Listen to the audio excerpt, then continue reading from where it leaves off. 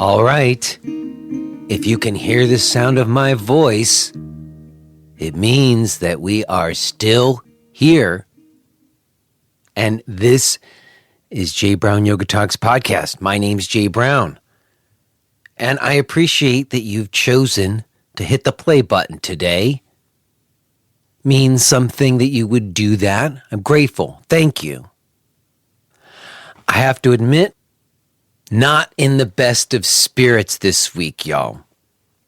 If you're here last week, I was feeling pretty darn good. Finished the whole side of the fence, got started on the privacy divider on the other side, dug the holes, set the posts. I was feeling pretty darn good about it. And life in general, because frankly, I just hadn't been paying much attention to the news. Unfortunately, this morning, I decided to take a look and see where are we at, what's going on, and it doesn't look that great, y'all. I just finalized some details for my first in-person event since February 2020, and I planned it for October, so it's a few months away from now. Where did I plan it? Florida. This morning I got up, article all about how Florida is the new epicenter for the Delta variant because all those unvaccinated people over there. And yeah, it's a couple months from now. Who knows what's going to be in a couple of months? But you can see the writing seems to be on the wall that there's going to be another surge, and they're going to do the same shit. We're going to lock down again. My daughters are going to be wearing fucking masks in school. And I know some people get mad when I get annoyed by that. They're like, of course they're wearing masks because they're not vaccinated. And I get it. I understand. But I don't think it's great. And I question it. I really do. Because it doesn't always seem based on science or data to me. A lot of this risks, all these risk assessments that we're doing, sometimes they're not a lot of logic. If I stand back and looked at these risk assessments more objectively, not from just like an emotional place, if we got to stop everybody from getting this or we got to stop it. Like if I'm not so emotional and I actually just look at it, like what are the odds of my kid dying from this and dying from that and all these things that we do all the time that could result in death. It just, I've been trying not to talk about this stuff in these intros too because people get mad. But I don't really understand why people are so surprised right now about the breakthrough cases. I remember in March and April when they first released the vaccines, they told us. They said the studies that were used for the emergency use authorization did not establish that the vaccines would prevent someone from catching it or spreading it. It only showed that it would reduce the chances that you would have these severe symptoms. So you wouldn't be put in a hospital or die. So we all got vaccinated, but everybody seemed to think that meant we weren't going to get it. And now you're reading about all this breakout in Provincetown. In fact, someone's going to be on this show in a few weeks who was part of the Provincetown outbreak, if you've been reading about that. Someone was on the show. They've recovered, I'm glad to say. But I don't know why we're surprised. They told us months ago. So I feel the pandemic anxiety creeping back in on me again. And I don't like it. It sucks. And I'm wondering what the hell's going on around out there in the world. What's going on with people in the world? You, who's listening to this? Are you in a place in the world where life is seemingly like somewhat normal? Is everybody still wearing masks? Is Is it normal to you that we're going to have our kids in masks for another year? I'm definitely not having my kids stay remote again. My kids going to school, whether they have to wear a mask or not or whatever. I'm not keeping my older daughter at home for a whole other year on those fucking iPads. Not going to happen. Not for me. I'm sorry. I don't even know if I'm going to use this intro because I've been trying to stay away from this. But this is where I'm at. And I'm sitting here. I'm trying to record on a Sunday to get this podcast episode out to y'all. And it's like, what am I going to talk about? I could fake some shit. But that wouldn't be in the spirit of this show. And I have been recording conversations over the last few weeks, just trying to see what we're doing. Are we going back to the same stuff we've been doing before? What's the deal with the teacher training? You know, it's time, like I said last week, to have another bit of conversation about teacher training. So we're starting it off today with my guest, Michelle Ryan. And Michelle has been here before. She was here 4 years ago, and we were talking about how to collectively run a yoga center. Well, things have changed a lot since then. And I will say that this conversation ended up being a lot different than I had imagined it. I think that Michelle came with some things that she wanted to talk about, which I'm very happy for people to do. It got kind of fiery. I didn't know it was going to get so fiery, but I think there's a lot in here, and I appreciate that Michelle takes such a strong viewpoint. I know that she is open to dialogue and debate, and I just really appreciate that Michelle is willing to talk about sticky stuff because it's important stuff, and it's stuff that people don't generally like to talk about, but we need to. So I was glad to try to hash some stuff out with Michelle, and I'm glad that you're going to get to hear it today. Real quick before we do, in this conversation, you will hear me and Michelle talking about some of the realities that we are looking at as yoga teachers and yoga center owners out there too. And some of the yoga center owners out there, I don't know if you're going to like some of the stuff, but one of the things that we talk about is specifically independent yoga teachers who are doing online classes and the need to have a recurring subscription service that you offer for all of your classes. And fundamental to that is a way to do the billing. And you might have some way that you're doing it right now. Maybe you like it, maybe you don't. I want to suggest that you check out Moonclerk. That is what I use for recurring and one-time payments. It is a independent teacher-friendly single-use app, so you're not going to get caught up in somebody's portal, but you're going to have complete control over your billing, which is something you really need to do. It's way more user-friendly on both sides than PayPal or a lot of those other plug-and-play solutions out there. I started using it a few years ago, and I could not speak more highly of it. You will do yourself a favor to check out Moonclerk for one-time and recurring payments. And you can do me a favor by letting them know that I sent you. Go to jbrownyoga.com/Moonclerk. That's jbrownyoga.com/MOONCLERK. jbrownyoga.com/Moonclerk. And I feel confident that if you start using Moonclerk, you will not regret it. Also, this episode is brought to you in support by Podcast Premium subscribers. People like Nicola Varini and Elizabeth Miller. Thank you, Nicola and Elizabeth, as well as our other subscribers. If you listen to this show and you want to have access to the full archive, or maybe you just want to show support and help us continue to do this every week, becoming a Podcast Premium subscriber is the way to do that. It's a choose your rate that you can cancel at any time. If you don't have any money right now, all you have to do is email us and we will send you a free account.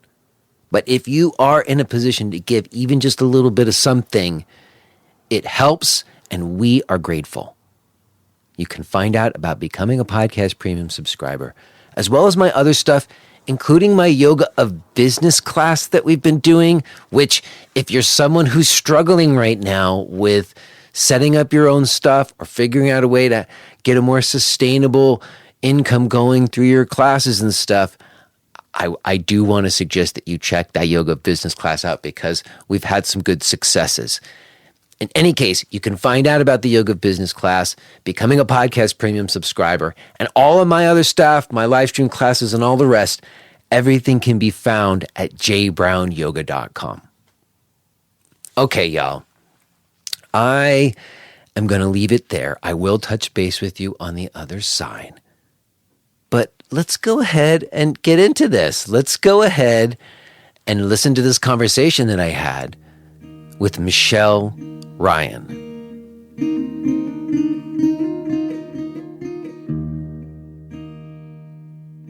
Hello? Hello, can you hear me? I can. Hello, Michelle. Hi, Jay. It's been a minute, hasn't it? Yeah, how have you been? How's your family? You know, we're doing okay. My eldest daughter is just about to turn 12, and she's presenting us with some new challenges. Let's just say that. Yeah, I get that. But having been there. I know that about you. And I would also say I think everybody, it's such a cliche thing to say. I almost don't want to say it, but it's just true. Like, I just had a conversation with her earlier today, and it was just really obvious that she's been traumatized by the last year, just like we all have. Oh, yeah. Yeah.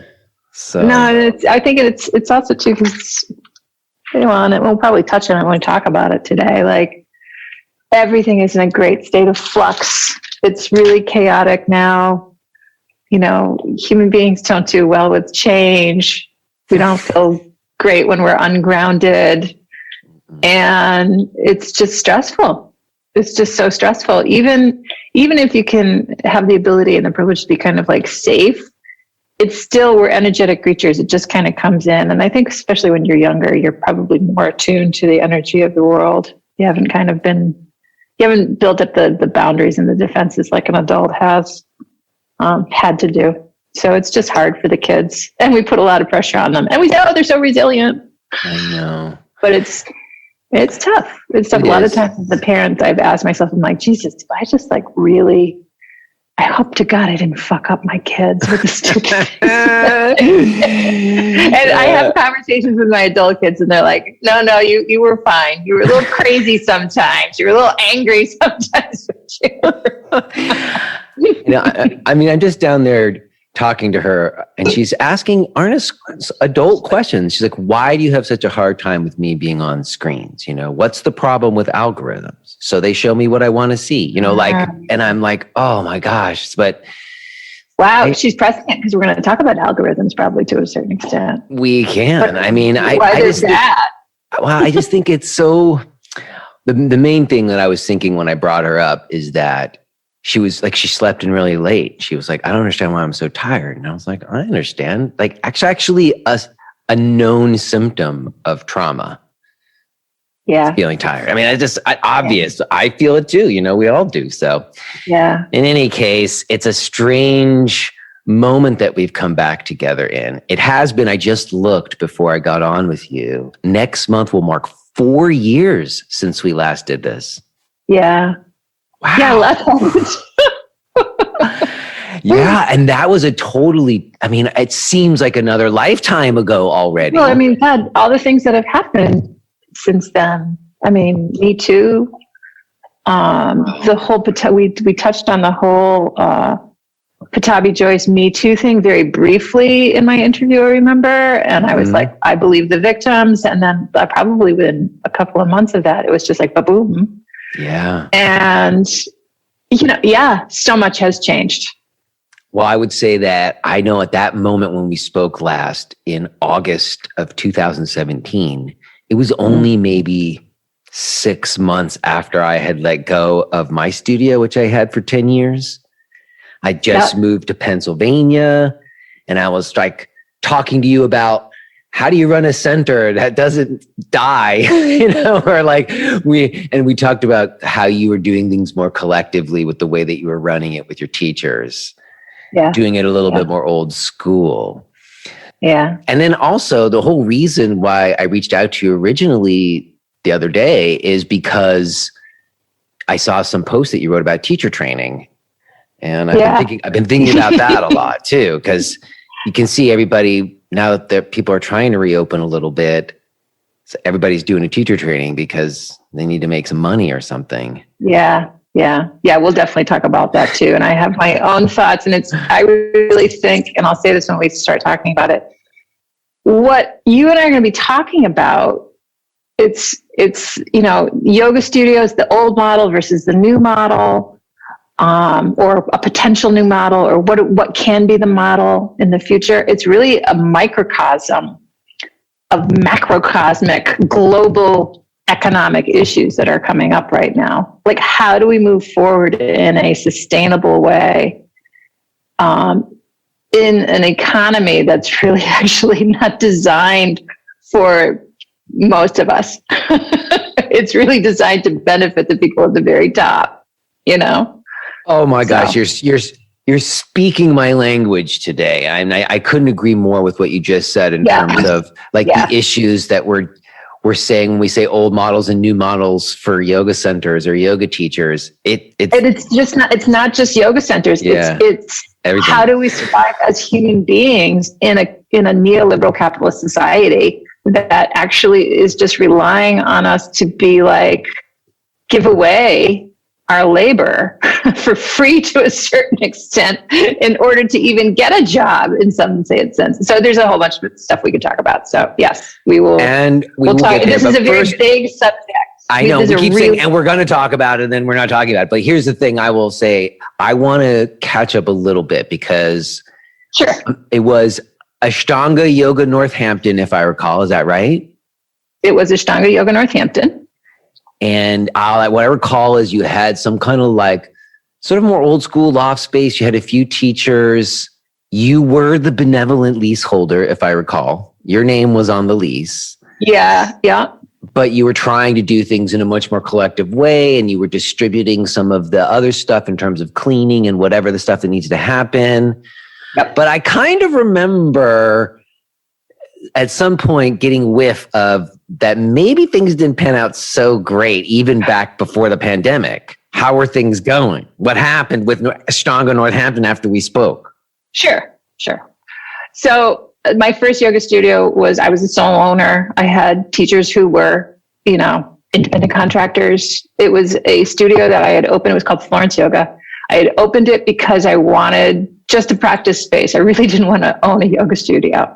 I had been teaching for probably 5 years and moved from where I had been to a different place about an hour away. And there was no Ashtanga community. There was really no yoga community. And there still is there's no yoga community where I live.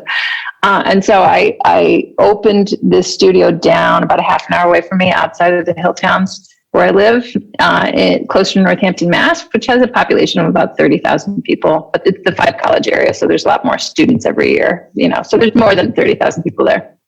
And there's only about 1,500 people in my hometown.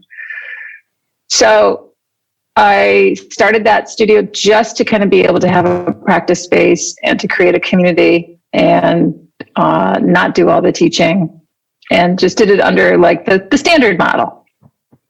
I own it, I pay all the rent, and then I pay the teachers a flat fee plus whatever, if they had more students in their classes than like 5 or 6, they'd make more money. But I had a flat fee for like 5 students, right? Right, like dropping class, 5 class, 10 class, 20 class card. And maybe you had a month unlimited at that time, or maybe not. I did. I had an unlimited because I was teaching Mysore, and and that was fine. But I just got really burnt out under that model, and we'll talk about teach yoga studio owner burnout and why I think that is. So I got burnt out, just didn't want to run it anymore, and then closed it. And the building itself where I'd been in, the space was getting just marginal. Not the space so much, but the building I was in, it had new ownership. So I left. I went into downtown Northampton. I had been in a like right outside of town, and was teaching on my own. Had students who approached me who wanted me to do a teacher training. I wouldn't. I took them on as apprentices,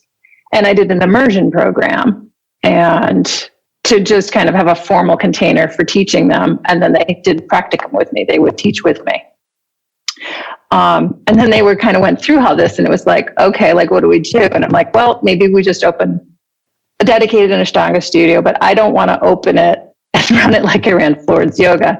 Let's create a collective where everybody who teaches is an owner and will be compensated 100% of the income from their classes, the gross income. And from that income that they're taking in from their classes, they will pay a portion of the rent based on the ratio of the number of classes that they're teaching. So if I was teaching 10 out of 20 of the classes, and there were 3 other teachers who were dividing up the other 10 classes, I'm paying half the rent and they're paying a portion. Do you understand? Yes, I got it. And that's how it worked out. And it was great. We had some, there was just people who, we had one student who, one of my apprentices, amazing teacher, loved it. She got injured and really just didn't feel that she should be teaching Ashtanga and not being able to actually do the asana practice. She had that issue. And so she decided that it wasn't what she wanted to do. I had another student, it was just not affordable for her to live in this area. I mean, you and I both know teaching yoga classes on a daily basis, you don't really make enough to survive, really. It's not a living wage. She couldn't get another job where she could actually live here, so she moved on. I had another student that worked with me for many years, who had been my apprentice, and she was an outstanding teacher. She was a body worker, and she was an Ayurvedic practitioner. She was great, but she was a single mom, and she wanted to go back to school, and she just got really busy, and she went back to finish her college degree at Smith College. So she moved on. But then at the same time, I had other people. I did a second immersion program because more people approached me to apprentice. I did another immersion program, did it the same way. It was a container to teach these people who wanted to apprentice with me, and also to kind of have an ability to do it. So it wasn't just me talking to the 2 apprentices. I opened it up, and I had like a dozen students in the apprentice program. And these were not Yoga Alliance endorsed teacher trainings. They were immersion programs. And I said, when I marketed them, you are not going to get Yoga Alliance credit from this. This is not what you're doing. If you want to teach, then you either apprentice with me, and I already have enough apprentices, or you go to these teachers and you study with other teachers for a very long time and learn from them. And then, I would do practicum work with you. So that's basically the way I approached it, which was the old school method, right? Mm-hmm. And so I did 2 immersion programs, 2 sets of apprentices, and people were working with me. But I was still like the leader, even though I have people helping out with the administration and the marketing and the social media. I'm still managing the people that are coming through. And by the way, like, in case your listeners don't understand, like the class card in this collective, we sold 1 class card. And so it wasn't like everybody had their stream of their personal students coming through. Everybody basically, quote unquote, shared the students. There was 1 class card that was sold. So who had to do all the admin to figure out how much each teacher gets?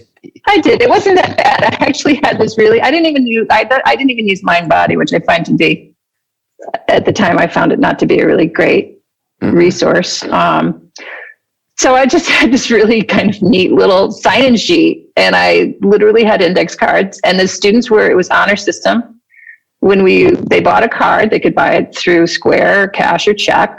I didn't use PayPal or credit card, really. Like, we used the Square reader, but they had an index card with their last name first name last, in a little black card box, Yes. They'd take the card out. If it was a 10 class card, it was numbered 1 to 10. They would put the date on it. And if it was an unlimited, it was numbered from when it started and when it was going to expire. July 1st to August 1st is when it's going to expire. And it was honor system. I didn't chase them. I didn't have an email system where I sent them saying, your card's going to expire. I said, it's honor system. And I would say this whenever I sold a card or signed somebody up. You're responsible for keeping track. You're responsible for putting the dates down and being honest about the date down. If you know that you're running out, then you have to buy a new card when it runs out and before you start your next class, ideally. But if there's a problem, let us know. And whenever you come in, you just sign your name and you just write whether you have a 10 class card, a 5 class card, or an unlimited, or you did a drop in. And the teachers would I just had a little piece of paper I would get it printed up at the local print shop every few months. It was about 100 classes worth. It was 100 pages of these just login sheets. And everybody got used to it. It was fine. I didn't need like computer software. And once a month I would go through and tally everything and write out the checks. It was actually pretty simple. It sounds more complex than it is, but I was used to it. It probably you had a system automated. You worked out, clearly. Yeah. I guess the only other thing about it is, like you said, life happens and people have to go, and you might get caught holding the bag or something, right? Like, yeah, you got to cover the rent if you don't have other teachers doing part of the lifting. Yeah, well, that was actually never an issue. Paying the rent was really never an issue when we had plenty of students. We never did yoga teacher trainings, so we didn't have that really guaranteed yoga income stream. We had several scholarship students. We don't live in a very affluent area. There's a lot of yoga studios in the area, though, so there was a lot of competition. Northampton itself was going through some growing changes in terms of its population. It got really onerous with its parking. Like, it had always been hard to get parking in Northampton, but in the last year of my experience of teaching in that facility, it got really bad, and people would be just like, I can't get parking and I'm getting tickets. And it was just like, it made the experience of coming to the studio for people not great. And again, it was kind of like an external thing. It wasn't so much the studio. Mm-hmm. It was like external factors. But also I will admit, honestly, it was me. I was starting to get burned out again for whatever reason. All right. So you said yoga center owner burnout. You tried to do it differently this time. Why did you burn out this time if you didn't do it the same as last time? Oh, that's the $1 million question. Why did I get burned out? I've thought about this a lot. And so it could come down to several different things. Maybe it's not my dharma to teach. Maybe I am not really supposed to be a yoga teacher. I think I have a lot of great leadership qualities. I think I'm intelligent. I think I know my stuff as a yoga teacher. I think I'm a great asana teacher. And my students, I resonated with the students. I don't think it was any of that. I think the model itself was almost kind of what needed to happen. That collective ownership was part of the answer, but it wasn't the entire answer. And when I say there's external factors bearing down, I really do think it's like unbridled neoliberal capitalism and how that incredibly kind of just this huge pressure to make money at something that is, I really, at its essence, a sacred spiritual practice. It just, the two things don't work together. They really don't. Well, I think it's something that really kind of capitalism and spirituality, do they really go together? Not really, but they don't have to. They don't have to cancel each other out. But what I would say is, I appreciate you going there, because I think you're right about getting burnt out and it being neoliberal capitalism in a way. Because, one, I do think you need to make a distinction. There's a difference between, you said, well, maybe I shouldn't be a yoga teacher. Well, there's a difference between being a yoga teacher and having a yoga center where you facilitate other teachers or you make money off of other teachers. Yeah, and I wasn't making any money off of the other yoga teachers. That's the thing. Purposefully. No, but purposefully, because I know that, capitalism is extractive. It has to be extractive. It doesn't work unless it's extractive more than it gives back. And when we talk about like creating sustainable models and sustainable economies, but I think we've taken so much for so many millennia, especially we here in the Northern Hemisphere, especially we here in the United States, that we can't just say, oh, well, we're going to be sustainable from now on. I actually think we have an obligation to actually give back some of what we've taken for so long. But that's a huge discussion. Yeah, that's another avenue, which we can get to. That's what I sense deeply, but also because it's extractive. Yes. And it's not sustainable. And In Well, here's what I'd say. capitalism, I would say, again, I think we do live in a capitalist country and largely world. So I agree with you that like there's a fundamental lack of balance when there isn't this idea of commons and shared purposes. I agree the old model of the yoga centers is inherently a problem because as soon as one person is going to start to profit off of another teacher, inherently one person's going to get the better of it than the other. The only way to avoid that, the only way for it to be a totally equitable shared situation is to do 50-50. Like it's the fairest thing, 50-50 split. But then you have to be able to have that center be able to pay its rent off of only making 50% of the in-person classes. With no teacher trainings, generally not possible. Yeah. Well, I mean, I didn't just do 50-50. I didn't take anything that they made beyond like we were all supporting the studio in terms of we were all supporting this space. Right.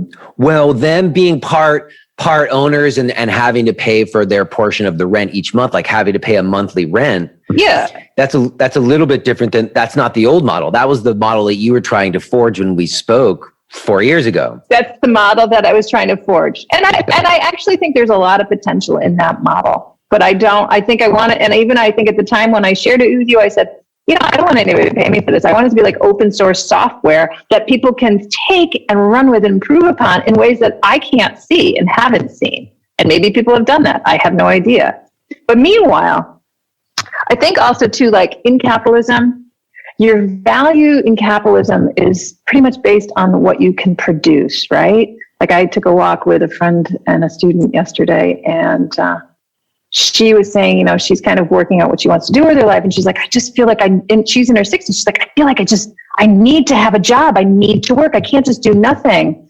So that is really interesting. And I talked to her about how there's the 4 ashramas of life within Hinduism, and where you're a sannyasa or a brahmachari as a student is in your first part of your life, and then you become a grihasta, you're a householder where you're building your life, and then it's the vanaprastha stage where you're like would be a grandparent where you're not really building anything more, and you're kind of moving more quietly into the later part of life, more contemplative, and finally there's the sannyasin stage where you have no worldly goods, you beg for your livelihood, and that's it. We don't have any corollaries of that in Western culture.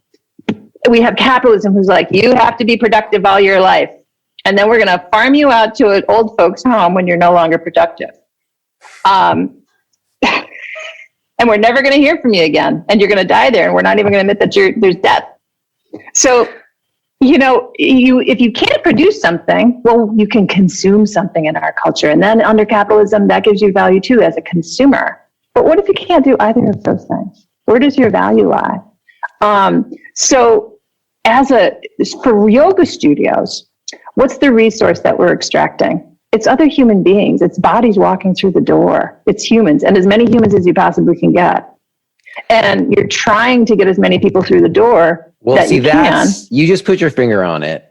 You need to get people in the door. And that is the important part, because when the overhead is really low, and as you experienced and I experienced for a period of time, and you live in a place where there's a community that actually has a need or want for a yoga center, then actually you can have it work for a time. It did for both of us. We probably had very good stretches where we had very lovely yoga and a wonderful place to teach, and even built up some kind of community through that. But the problem is, like you're saying, we live in this neoliberal capitalistic framework where you have to grow in order to be surviving. You can't hit a stasis because your rent's always going up. There's always increases. So you're always having to grow. And that growth model is what you're sort of pointing to in all of this, the need to always get bigger and grow and give more to your shareholders or whatever. Yep. Yeah, my father was a sales engineer, and I remember him in the 70s just really struggling because he would make his quota every year, and his quota would go up every year. Every year his quota would have to go up of what he brought into that business that he worked for, that company. And again, it's extractive, but it's not sustainable. the way that and that's what we all live under. Well, but I would say also, if someone comes into a yoga center and they really receive a benefit and they feel very good about the money that they've given to the center, or the teacher, let's say, let's not call it center, let's just say teacher, and the teacher feels it feels like they were compensated enough or whatever and feels good about it, then there's a value exchange that both parties feel good about. I don't necessarily see that as like in the same way extractive as you're saying, like on a big, like systemic level. Like that's just a value exchange between people. There's nothing wrong with that. Absolutely. And I'm not saying we need to abolish all yoga studios. And I'm not saying people shouldn't be teaching yoga. I am suggesting that, well, there's a lot, and we're going to go into this now. There's more to what I'm saying now.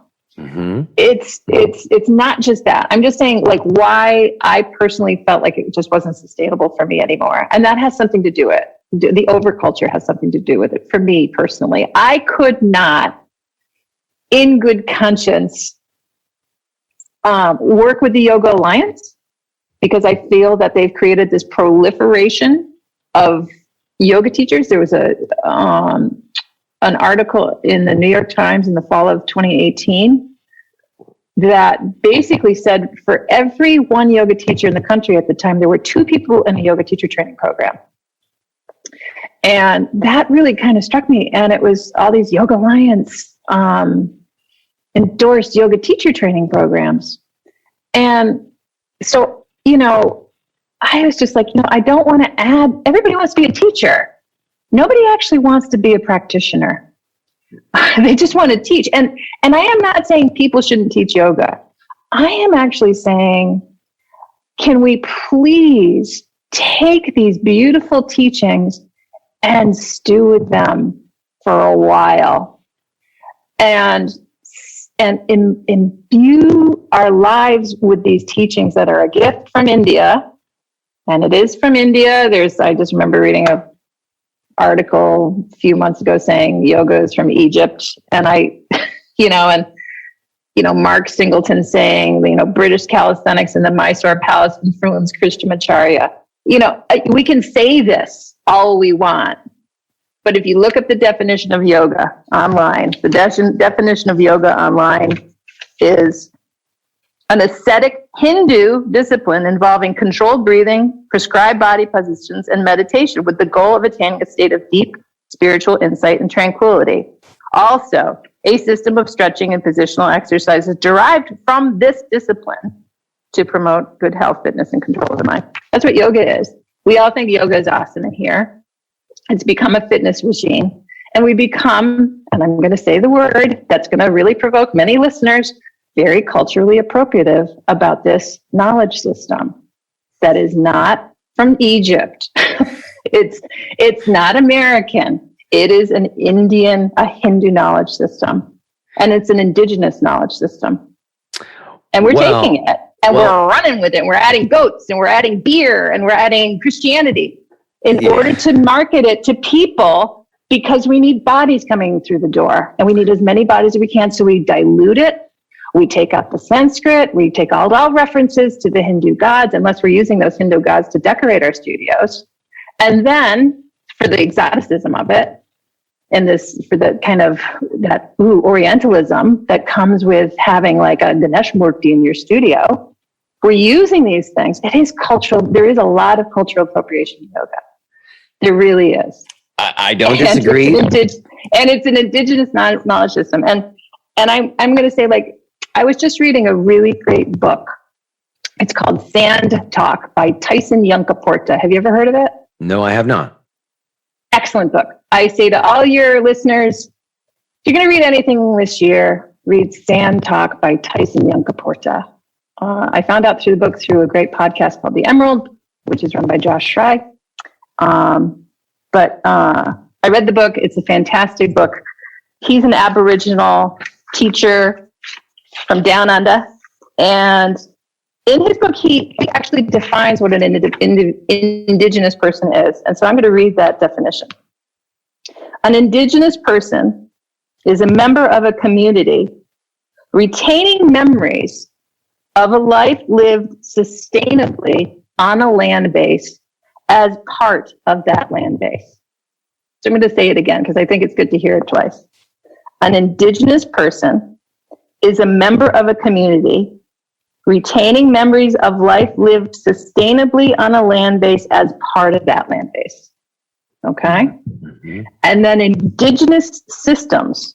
An indigenous system is any application of those memories as living knowledge to improve present and future circumstances. And for me, that's really like oral transmission is what that's talking to. Okay? An indigenous system is any application of those memories as living knowledge, living from one person to next, generation to generation, an application of those memories over generations to improve the present situation of those people. If you are hearing this message, then you're listening to the free version of J. Brown Yoga Talks. To hear the rest of our conversation, please subscribe to Podcast Premium at jbrownyoga.com/premium.